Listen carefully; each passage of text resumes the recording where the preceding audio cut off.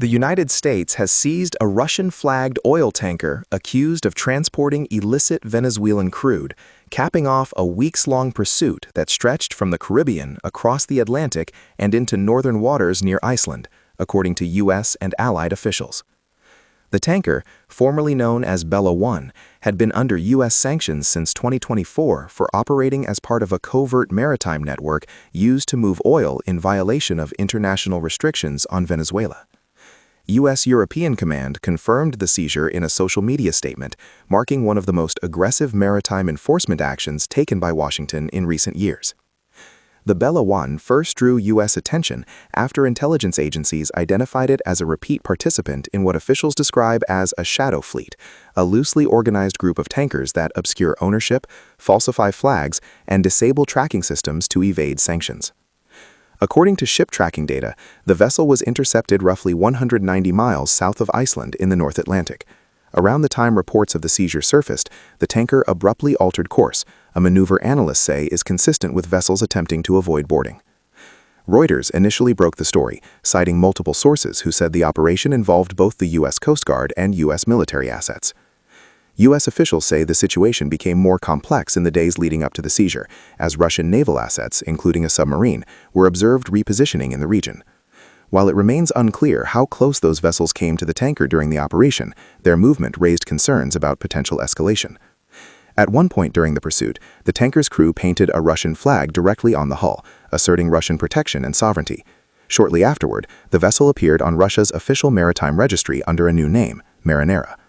Moscow later submitted a formal diplomatic request demanding that Washington halt its pursuit.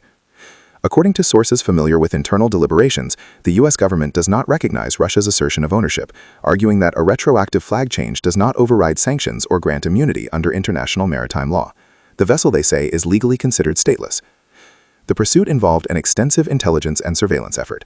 U.S. P-8 Poseidon reconnaissance aircraft were deployed from RAF Mildenhall in the UK, tracking the tanker for several days as it passed near British waters and continued north. Flight data reviewed by open-source analysts shows repeated surveillance orbits over the North Atlantic corridor, suggesting constant monitoring well before the boarding occurred. Meanwhile, the U.S. Coast Guard cutter Munro maintained surface contact throughout much of the journey, enduring severe weather conditions as it followed the tanker across the high seas. British authorities later confirmed they provided operational assistance at Washington's request. In a statement, the UK Ministry of Defence said British forces provided pre-planned support, including basing access, aerial surveillance, and refueling assistance during the interdiction. The Royal Fleet Auxiliary tanker RAF Tide Force reportedly supported U.S. vessels, while Royal Air Force assets conducted aerial monitoring in the strategically critical UK-Iceland-Greenland Gap, a choke point long used for tracking maritime activity between the Atlantic and Arctic regions. On the same day as the Bella 1 operation, U.S. South Command announced the seizure of another vessel in the Caribbean. That ship was deemed stateless and suspected of involvement in unspecified illicit activity.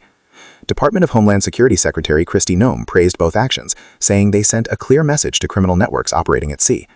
"The world's criminals are on notice," Noem wrote. "You can run, but you can't hide. We will not stop disrupting illegal funding networks that threaten global security."